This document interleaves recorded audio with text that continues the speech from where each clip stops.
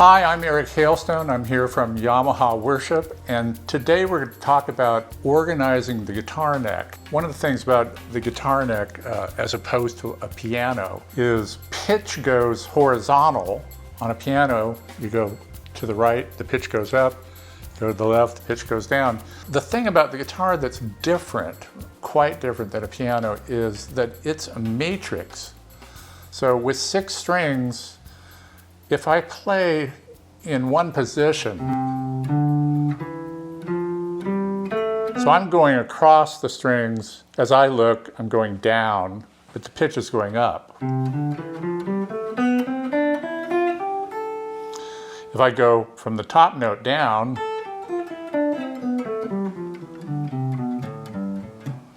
the pitch is going down. So the guitar is a matrix. Pitch goes up and down vertically, and it goes up and down horizontally. So it makes it a really different beast. It's almost like having 6 pianos under your hands.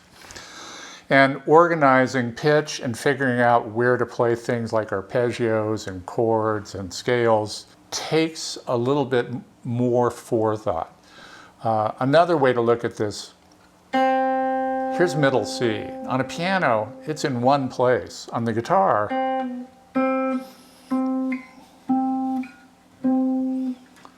what was that, 5? E, C down here. I think on average there's 3.5 places of playing any one note. So where do you play and how do you go about organizing the neck? There's a system many of you have probably heard of. It's called the CAGED system. And the CAGED system takes these basic chords. First position, we used to call them cowboy chords. This is a C, that's an A, G, E, and D. So we're going to use these to determine 5 different positions that cover the neck. And with 5 different positions, by the time you get to the 5th one, you're at this octave, and now things will just repeat. So the first chord, this is first position, and this is a standard C chord most of us know. Some people play it like this, with the low G as well. Nice thing about that is you've covered every single string with a note from the key of C. Now, the next chord is A, and what we're going to do is we're going to take these chords that are not C, in this case A, and we're going to transpose them to C. So when you transpose this,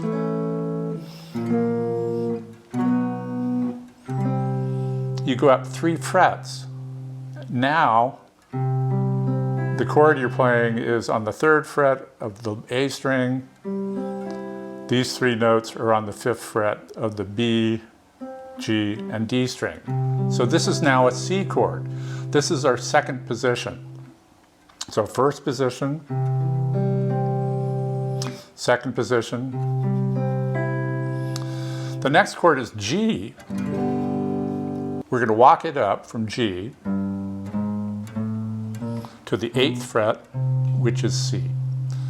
Now, this is not a chord that I would ever play normally, but this is that G chord now transposed to C. So, first position, 2nd position, 3rd position. We're over halfway up the neck now. The next chord is E, and we will walk it up to the same place, but now we will play what most of us have learned as the first bar chord that we ever learned, or maybe the 2nd bar chord that we ever learned. So this E, played on the 8th fret like this, is now a C chord. So first position, C chord. Second position, A transpose to C. Third position, G transpose to C. Fourth position, E transpose to C. Finally, the fifth position, we take this D chord, and this D chord is made up of F sharp, D, A, and then the open D string. So we're going to come up from the open D string.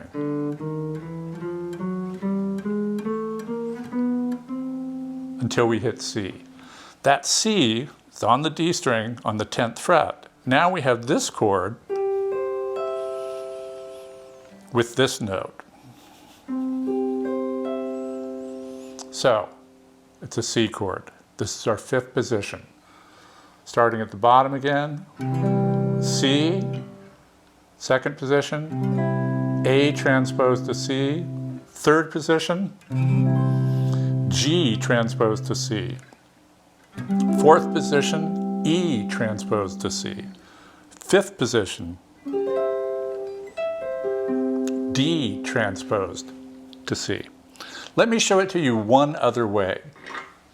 So I think this chord, and this chord. One, because this is in first position. This bar chord is something we learned pretty early on, as is this one.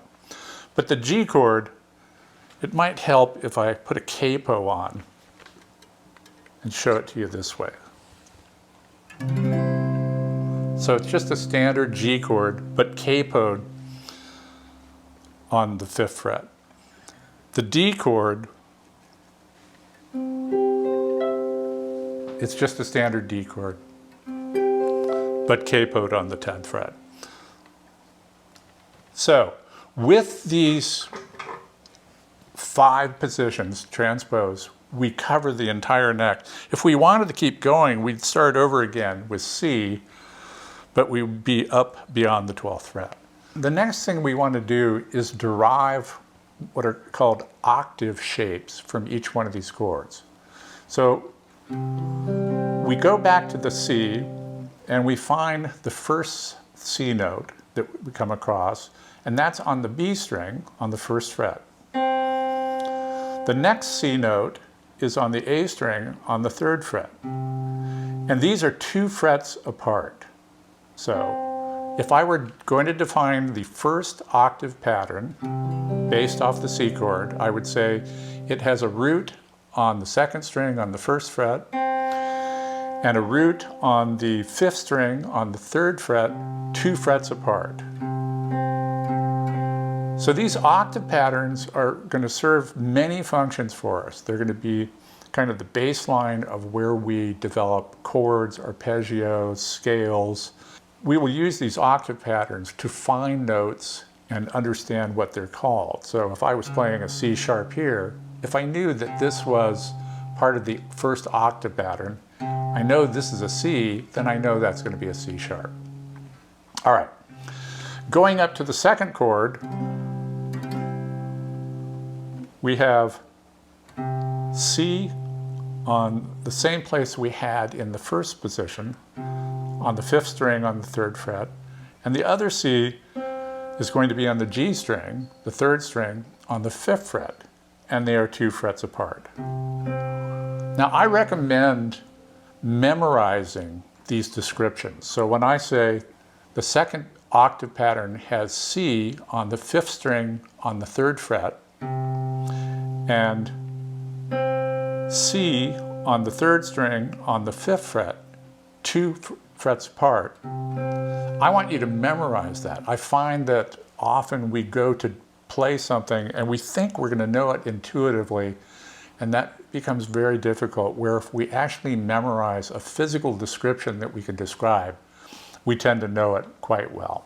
So, 1st position, 2nd position. And notice that the adjacent positions always share one of these octave notes in common. In fact, as you go up, the highest one of the pattern you're on will become the lowest one on the next pattern. So, The third pattern has C on the G string on the 5th fret, C on the high E string on the 8th fret. And if you have a note on one E string, you will also have it on the other E string, the low E string.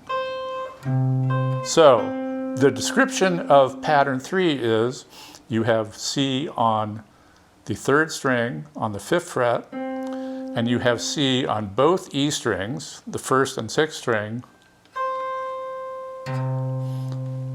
on the 8th fret. So pattern 1, pattern 2, pattern 3. Pattern 4, we start with these two notes that we shared with pattern 3. So you've got C on the E string on the 8th fret, on the 1st string, and on the 6th string. You also have C on the 4th string on the 10th fret. So the description would be you have C on the high E string and the low E string on the 8th fret. You have C on the 4th string, the D string, on the 10th fret, and they're 2 frets apart. Going back to the G, one more time to describe it, you have C on the 3rd string on the 5th fret, you have C on the 1st string and 6th string on the 8th fret, and these are 1, 2, 3 frets apart. So pattern 1, pattern 2, pattern 3,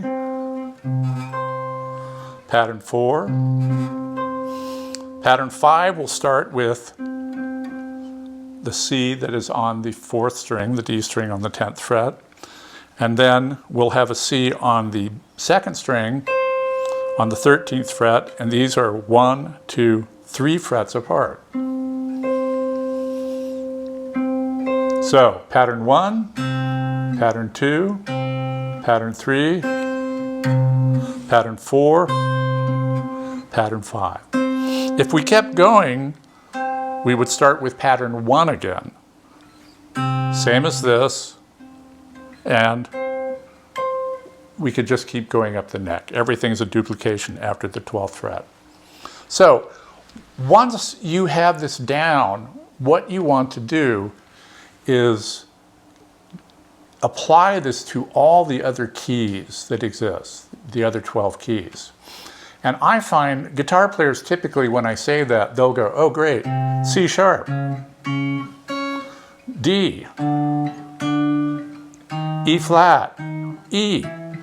Well, it's really, really easy to kind of run up and down the neck chromatically, and it doesn't help you learn this stuff as well as some other methods. So what I'm going to suggest that you do is move in fourths. So we're in the key of C, a fourth away, C, D, E, F. So you want to find the pattern to start with, and it's going to be one of these 5 patterns. We use the same 5 patterns. The way you do it is you find the lowest note on the guitar for that key, and in that case F is the 1st fret on the low E string. Now we know we have 2 patterns that have roots on the 2 E strings. One is pattern 3, and that would require us to play a note beyond the nut, and we just can't do that. So this has to be pattern 4. Once we have determined the pattern, from now on we will go in order. So if this is 4, the next one will be 5, then we will go to 1, then 2, then 3, and then we get to 4 again. Let's try B flat. B flat, the lowest B flat is the 1st fret on the A string. So this is going to be pattern 2. Then we will go to pattern 3, then pattern 4, then pattern 5, then 1, then we start over again with pattern 2. If we go to E flat, the lowest E flat is going to be right here. So we have two patterns that have roots on the fourth string. Again, one of them would require us to go below the nut. That would be pattern 3. We can't do it. So E flat starts with pattern 5. Then 1, then 2, then 3, then 4, and then we start over again with 5. I'll do a couple more of these. So I'm going to switch to F sharp. So F sharp would start with pattern 4, go to pattern 5, go to pattern 1, pattern 2, pattern 3. Let's go to B. B could start with pattern 1 using the open B string. Pattern 2, pattern 3, pattern 4, pattern 5, and then you start over again with 1. E would be pattern 4 using the 2 open E strings. Then pattern 5, then pattern 1, then pattern 2, then pattern 3. So I hope you're starting to see the value in this. By having this system, we can move from one end of the neck to the other end of the neck in any key. And once we learn scales and arpeggios and triads and chords, we can move them using these patterns as well. Taking what we just did, figuring out the CAGED system, the 5 patterns, seeing how to put the 5 patterns in any key, I'm just going to grab a note randomly. So I've grabbed a note on the B string, it's on the 7th fret, and let's say I don't know what this is. Well, that would be pattern 1. I know that note is E. So E, F, F sharp, so I know this is F sharp. Or maybe I didn't know this, so I'll play pattern 5 and then go down to pattern 4. Once I get here, I can see that's F sharp. Let me do one more of these just to get an idea. So here's a note on the G string. I'm on the 8th fret, and let's say I don't know what this is. So that's pattern 2, and I'm going to just walk backwards. That's pattern 1. That's pattern 5. So this note is either D sharp or E flat. So if you worked your way through this kind of exercises, you'd get to know the names of the notes all over the guitar pretty quickly.